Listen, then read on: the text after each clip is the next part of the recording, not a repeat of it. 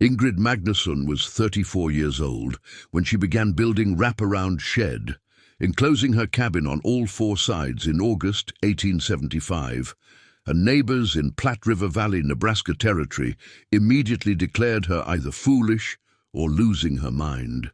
"She's building shed around her house," they told each other with bewilderment and pity.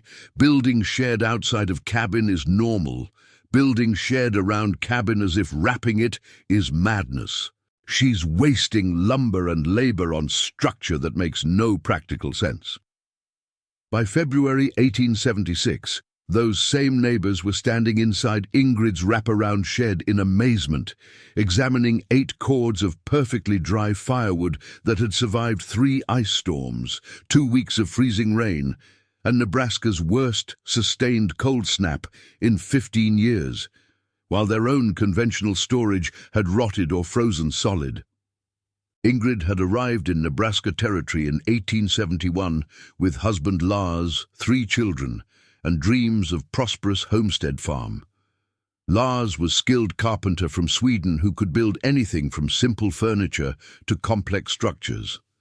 Together they'd built solid cabin, 18 by 22 feet, good log construction, properly chinked, adequate for Nebraska winters they'd experienced in first 4 years. Lars died in March 1875 from pneumonia after working in wet conditions during late winter ice storm. Left Ingrid widowed at 34 with 3 children, Anna, aged 12, Eric, aged 10, little Maya, aged 7. Had homestead with 120 acres, modest savings of $160, Lars's carpentry tools, and most crucially, Lars's extensive teaching about construction principles.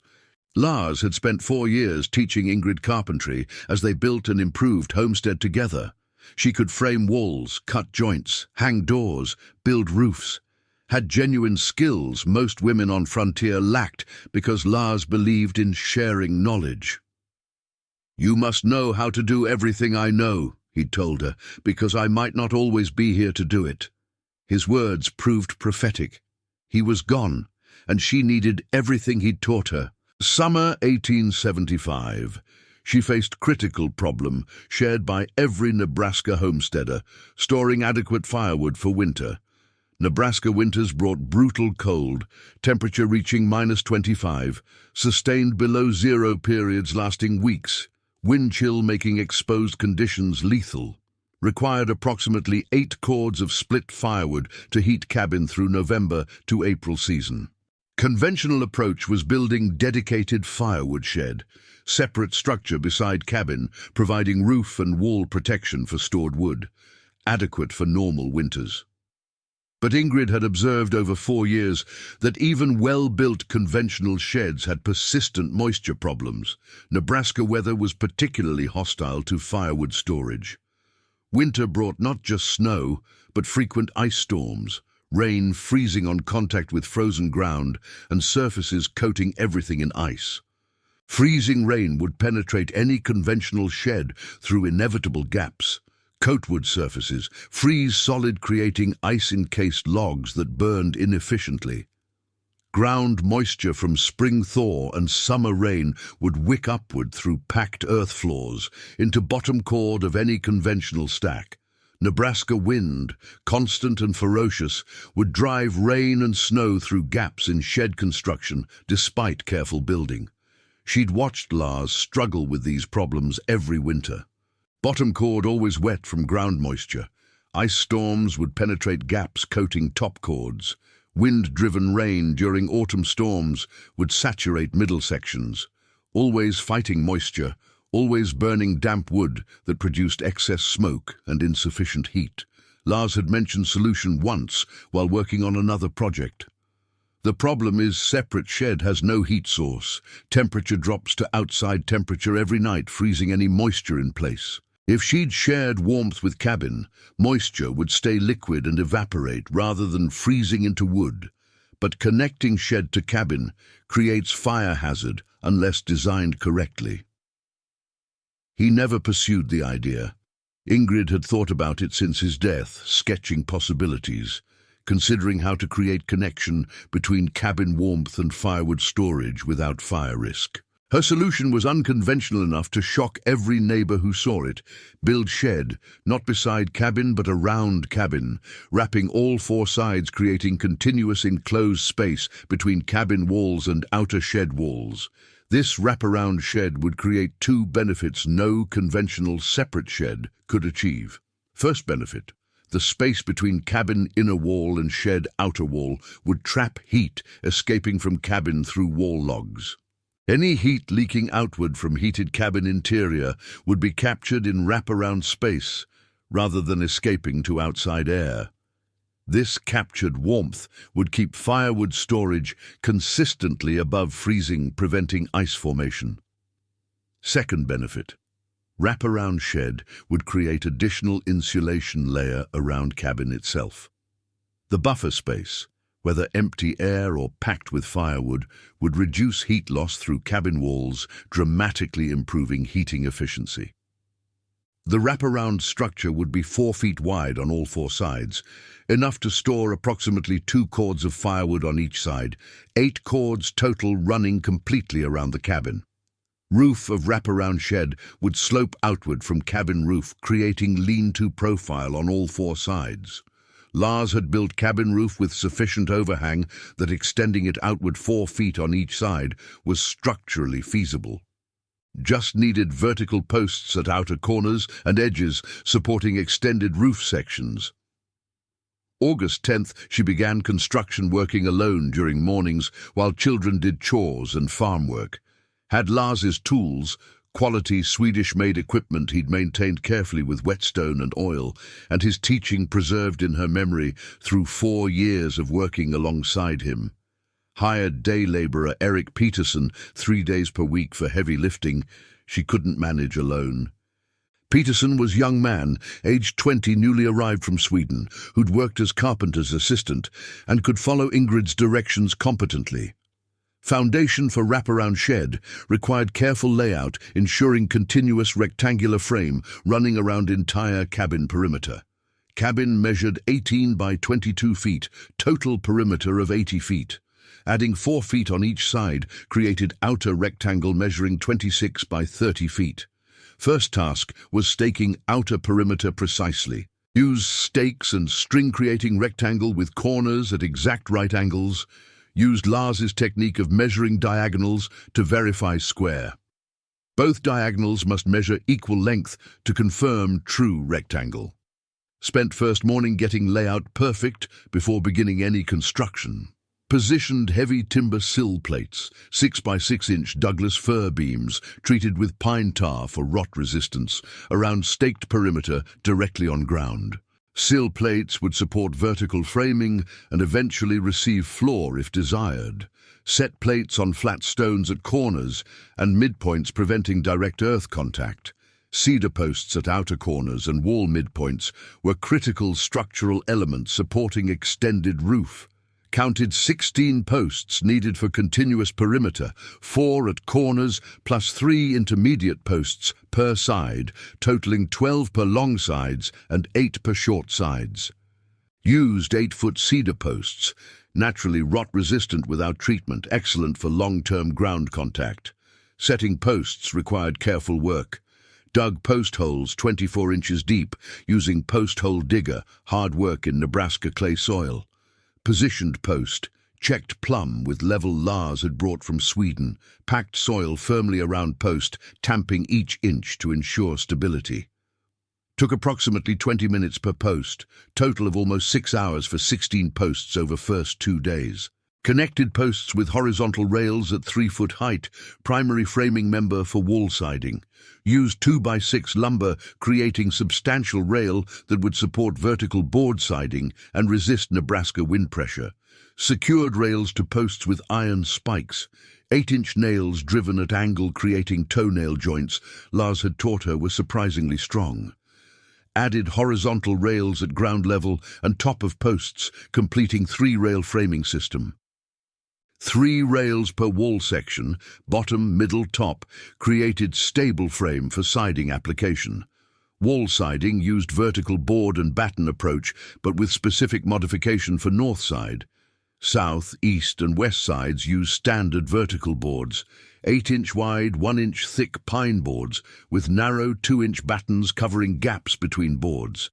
Simple construction providing weather protection with some air circulation preventing moisture buildup in storage. North side received double siding because north was prevailing wind direction in Platte River Valley, most dangerous exposure for weather penetration. Inner layer used vertical boards, same as other sides. Outer layer used horizontal boards, 8-inch wide, 1-inch thick, creating overlapping courses like roof shingles. Overlap joints in outer horizontal boards didn't align with gaps in inner vertical boards. Moisture penetrating outer layer would hit solid wood of inner layer rather than passing directly through. Essentially, double-walled construction creating near impenetrable barrier to wind-driven precipitation. Roof extension required most careful work because junction between existing cabin roof and new shed roof was critical waterproofing challenge. Rain running down cabin roof must transfer smoothly to shed roof without pooling or penetrating at junction. Lars had built original cabin roof with proper overhang, 12 inches extending beyond cabin wall on all sides. This overhang would become starting point for shed roof extension. Cut 4-foot outrigger rafters from 2x6 lumber, one for each existing cabin rafter position, creating continuous support for shed roof surface. Notched each outrigger at inner end to receive existing cabin rafter. Cut precise notch using Lars's tenon saw and chisels, tested fit before installing. Good notch joint created solid connection, transferring load from outrigger back to cabin rafter rather than depending on nails alone. At outer end, outriggers rested on horizontal ledger board nailed to top of shed wall posts. This ledger distributed outrigger loads to multiple posts, preventing concentration at single point. Installed outriggers working around entire perimeter, approximately 60 outrigger rafters, total for 4 sides of shed. Work took 4 days, with Peterson helping hold outriggers in position while Ingrid drove spikes. Physical work requiring strength and precision simultaneously. Covered outrigger framework with 1-inch thick roof sheathing boards running perpendicular to rafters. Overlapping boards at horizontal joints, staggered vertical joints preventing aligned seams. Then cedar shakes over sheathing working from bottom up with 8-inch exposure. Each row of shakes covering upper portion of row below, creating waterproof overlapping surface. Flashing at junction between cabin wall and shed roof was most technically demanding element. Water running down cabin wall would meet horizontal shed roof surface. Without proper flashing, water would pool at junction and eventually penetrate. Lars had taught flashing technique using tin. Cut pieces bent to overlap both surfaces, one edge tucked under cabin wall siding, opposite edge lying under first row of shed shakes.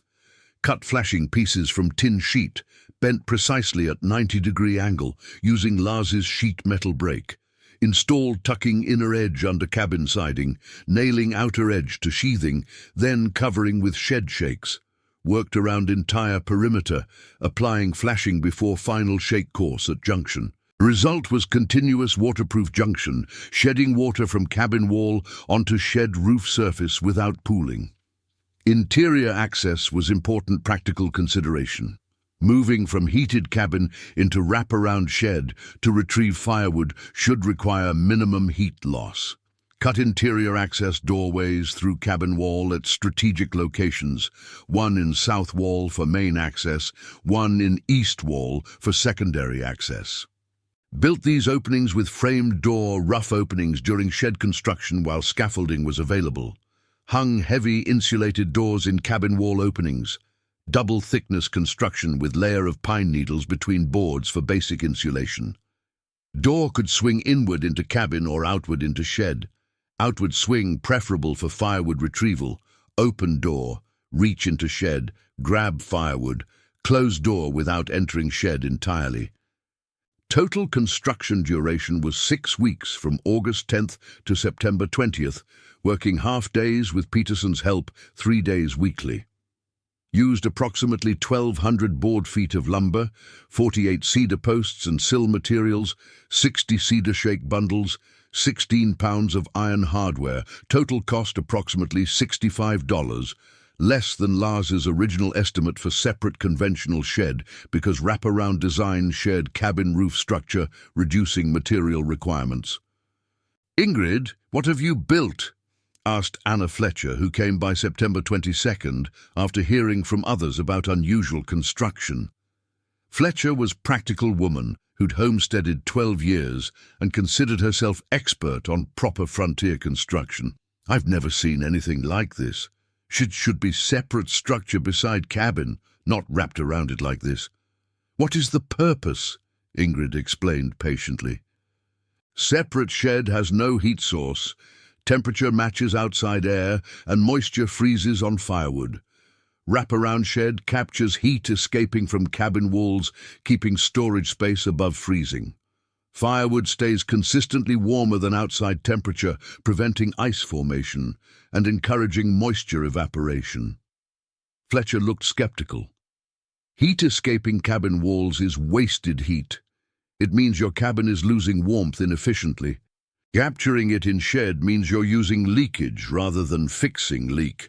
Proper insulation would keep heat inside cabin where it belongs, not let it bleed into shed." "The wraparound shed itself is additional insulation," Ingrid countered. "Buffer space around cabin walls reduces heat loss, whether filled with air or firewood.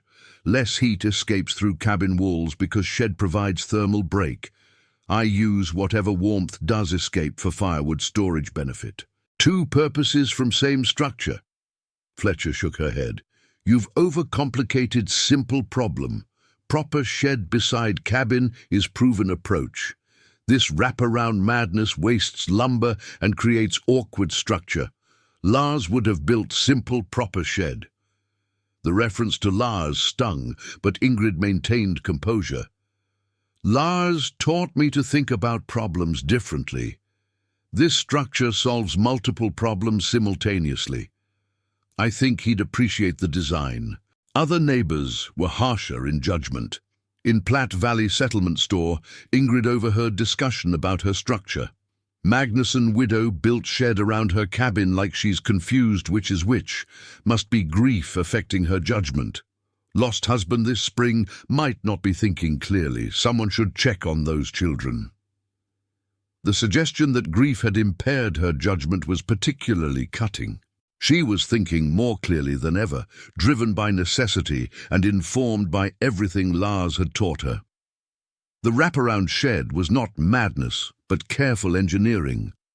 October brought final construction completion and firewood loading, revealing practical advantages Ingrid had anticipated theoretically, but now experienced concretely. Cut and split 8 cords of mixed ash and oak from her timbered acres over 3 weeks of sustained work. Ash and oak, Nebraska hardwoods, burned longer and produced more heat per cord than softwoods like pine or fir. Essential for Nebraska winters requiring sustained fire through long, cold nights. Loading wraparound shed proved significantly easier than loading conventional separate shed. Could wheel firewood from splitting area to any side of cabin using wheelbarrow on packed earth path running around perimeter. No lifting over shed walls, no awkward side loading through narrow door. Simply opened appropriate access point, wheeled load inside, stacked directly from wheelbarrow. The thermal effect she'd predicted from Lars's half-formed idea became immediately apparent during October loading. Outside temperature was 42 degrees, cool autumn afternoon, with hint of winter approaching. Inside wraparound shed, temperature measured approximately 52 degrees, 10 degrees warmer than outside simply from heat leaking through cabin walls being captured in enclosed space. This 10-degree differential in October wasn't dramatic, but indicated what would happen in December when cabin heating was maximum and outside temperature was -15. The temperature gap would grow proportionally, more interior cabin heat escaping through walls, More captured in wraparound space, greater differential maintained. She stacked firewood methodically in each of 4 sections. South section, most accessible from interior door, received best quality oak for efficient everyday burning. North section received ash mixture. East and west sections received mixed hardwood, providing variety for different burning conditions. Stacking technique used narrow slats every 12 inches, elevating firewood 6 inches above ground. Air could circulate beneath lowest course, preventing ground moisture absorption. Stacked pieces with visible 1/4-inch gaps between each log, ensuring circulation throughout stack, not just at bottom. November 10th, temperature dropped to 10 degrees overnight. First serious cold test of wraparound design. Measured temperature inside wraparound shed 8 a.m., 38 degrees. Outside temperature was 8 degrees. Differential was 30 degrees, far greater than October's 10 degrees because cabin heating was now running continuously. The 30-degree differential meant inside wraparound shed was dramatically different environment from outside. 8 degrees outside was below freezing, creating conditions for ice formation on any moist surface. 38 degrees inside was above freezing, preventing ice formation entirely. Any moisture present in firewood, residual from seasoning, absorbed from brief exposure during cutting and hauling, would stay liquid at 38 degrees and evaporate through ventilation gaps rather than freezing onto wood. Ground moisture rising from earth beneath shed would encounter above freezing air and bottom ventilation gaps rather than freezing onto lowest log course. Measured firewood moisture, November 25th, using simple test Lars had taught. Hold piece of wood near fire, watch steam. Dry wood at 12 to 15% showed minimal steam. Moist wood at 25% showed visible steam and hissing. Her firewood showed minimal steam, 12 to 14% moisture, essentially optimal for maximum burning efficiency. By mid-November, Nebraska entered period of freezing rain, temperature hovering exactly at 32 degrees, while precipitation fell as mixture of sleet and rain. This was worst possible weather for conventional firewood storage. Ice coating forming on everything exposed to precipitation. Fletcher's conventional shed showed immediate problems during first ice storm, November 14th. Shed walls had inevitable gaps, board and batten siding with aligned seams, door edges, roof junction points. Freezing rain, driven by wind, penetrated through these gaps, coating firewood inside with ice layer. Bottom cords were showing ground moisture absorption. Ice and moisture combined, creating wet, heavy wood that would burn inefficiently. Neighbor Thomas Brennan's tarp-covered stack was devastated by first ice storm. Tarp became coated with inch-thick ice, making it impossible to remove for firewood access. When he finally managed to pull tarp aside, entire stack was encased in ice.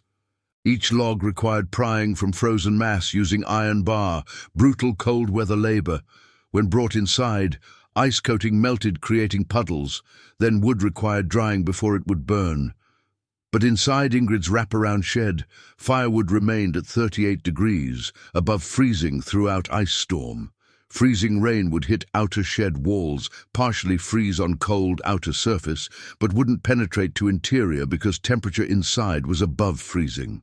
Any moisture that did enter would encounter warm enough air to stay liquid and drain away rather than freezing on wood. Ice storm that coated everything outside with 1/4-inch ice coating left wraparound interior completely unaffected. December brought Nebraska's worst sustained cold in 15 years, record cold snap lasting 2 weeks from December 20th through January 3rd, with temperature staying below -15 continuously. This sustained extreme cold tested every storage design to absolute limits. At -15, sustained temperature conventional separate sheds dropped to -15 inside, matching outdoor temperature exactly. No heat source meant shed interior equalized with outside. Any moisture from ground, from wood conditioning, from humidity, froze absolutely solid. Ice-encased logs, Logs frozen to ground, frost coating every wood surface. Fletcher's shed was experiencing complete storage failure by December 23rd. Bottom two cords frozen to earth floor, requiring axe and pry bar to free individual logs. 30 minutes of brutal work in -15 cold inside unheated shed. Top cords had frost coating from humidity freezing on wood surfaces. Every retrieved log required warming inside before burning, wasting substantial heat on thawing rather than room warming. Brennan's stack remained essentially unusable. The ice coating from November storm had never fully melted, creating persistent ice matrix around logs that froze even more solidly during December cold snap. Retrieving wood required chipping through ice with axe, creating flying ice shards and dangerous conditions. Throughout settlement, similar failures compounded each other. Settlers who'd mocked Ingrid's wraparound shed were struggling with frozen wet firewood, burning at 20 to 30% efficiency, requiring far more wood than planned to maintain minimum warmth. Inside Ingrid's wraparound shed, temperature measured consistently 28 to 32 degrees, never quite reaching above freezing during worst of cold snap, but far warmer than outside -15. This marginal above-freezing environment combined with proper ventilation meant firewood showed no ice formation, no frost coating, no moisture accumulation. Wood measured 15% moisture, exactly optimal for burning efficiency. January 5th, Anna Fletcher arrived desperate. "Ingrid, I need to ask your help. Our firewood is completely frozen. Can't retrieve individual logs without axework in brutal cold. Half our supply is essentially unusable until it thaws in spring. Children are cold. We're burning furniture trying to maintain heat. Can you share some of your wood until ours becomes accessible again?" Ingrid welcomed Fletcher inside warm cabin, sat her by stove, gave her hot coffee. Then showed her wraparound shed, opened door from cabin interior, leading directly into south section of surrounding storage. Fletcher stepped from heated cabin directly into enclosed shed section, 38 degrees rather than -15 outside. "The air in here is warm," Fletcher said, surprised. "Significantly warmer than outside. How?" "Heat escaping through cabin walls is captured in wraparound space," Ingrid explained. "Shed creates thermal envelope around cabin. Heat that would escape to outside air instead heats storage space. Firewood stays above freezing, preventing ice formation. Look at the wood. No frost, no ice, ready to burn immediately." Fletcher examined firewood stacks with growing amazement. Dry, frost-free, optimal condition, picked up single log, came free easily without prying, showed no ice coating, felt dry to touch. "This is completely dry," Fletcher said. "My wood has been freezing and thawing for 2 months, creating persistent ice and moisture cycle. Yours looks exactly as stored in autumn. How is this possible when temperature outside is -15? Ingrid showed her the thermal mechanics, cabin wall radiating warmth, wraparound shed trapping that warmth, ventilation managing humidity, bottom elevation preventing ground moisture. Fletcher was a practical, experienced homesteader who understood construction principles. As Ingrid explained the design logic, Fletcher's expression shifted from skepticism to genuine appreciation. "I called this crazy when you built it," Fletcher said quietly. "I told everyone it was madness and waste. I told you Lars would have done it differently. I was wrong on every count. This is elegant engineering solving multiple problems simultaneously. Lars taught you well, better than I understood." Ingrid provided half-cord of dry firewood to Fletcher family. Over following days, news spread through settlement about wraparound shed and its perfectly preserved firewood. 12 families came seeking help, some requesting firewood, others simply asking to examine structure and understand design. Thomas Brennan, who'd been most vocal in mocking shed around cabin madness, came January 12th with hat in hand. Ingrid, I've been a fool. I called your construction crazy and laughed about it in the store. Meanwhile, my family has been cold for weeks, burning wet frozen wood at terrible efficiency while your storage performed perfectly. Can you explain the design so I can build something similar? She spent 2 hours explaining construction principles, thermal capture, ventilation design, bottom elevation, north wall double construction. Brennan took careful notes, planning to build wraparound addition before next winter. 3 other settlers did same, came with paper, asked detailed questions, planned replications. February 18th. Platte Valley Settlement Council held meeting at schoolhouse. Chairman George Whitfield proposed formally documenting Ingrid's wraparound shed design for distribution to other homesteaders. Mrs. Magnuson's wraparound storage has proven superior to every conventional firewood storage approach in our settlement during worst winter conditions in 15 years. We were collectively wrong to mock this innovation and right to learn from its demonstrated results. This design should be documented and shared. Council voted unanimously to commission formal documentation. Ingrid provided detailed measurements, construction notes, material lists.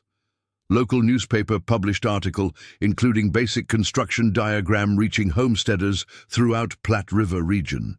She lived on homestead 21 years, proving up claim receiving permanent title in 1880.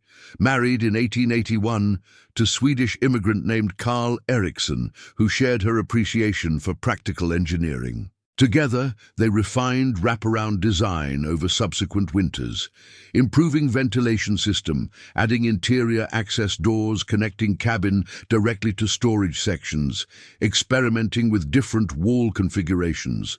3 daughters, Anna, Maya, and later Helena, grew up helping maintain and improve the wraparound structure. Anna married neighbor who replicated design on his homestead. Maya became schoolteacher who included practical construction principles in her curriculum. Ingrid lived until 1939, dying at 98. Her obituary in Nebraska newspaper mentioned wraparound shed design that neighbors had called crazy until it proved superior during worst winter conditions. Innovation born from widows' determination and husbands' careful teaching. Modern building science recognizes multiple benefits Ingrid discovered empirically. Wraparound buffer space creates thermal break-reducing heat loss through cabin walls. Same principle used in modern double-wall construction. Captured heat from cabin walls' warming buffer space prevents moisture freezing in storage. Passive thermal regulation without mechanical assistance. Ventilated buffer space manages humidity preventing condensation and moisture accumulation. The design anticipated modern construction principles by decades. The story is about widow who inherited her husband's knowledge and trusted it when neighbors dismissed her innovation, who solved multiple problems simultaneously with single unconventional structure, who endured mockery from experienced homesteaders, who judged unfamiliar design as madness, who proved through results that thoughtful engineering exceeds conventional wisdom, especially under extreme conditions. Because sometimes the structure everyone calls crazy is the structure that works best when conditions turn extreme.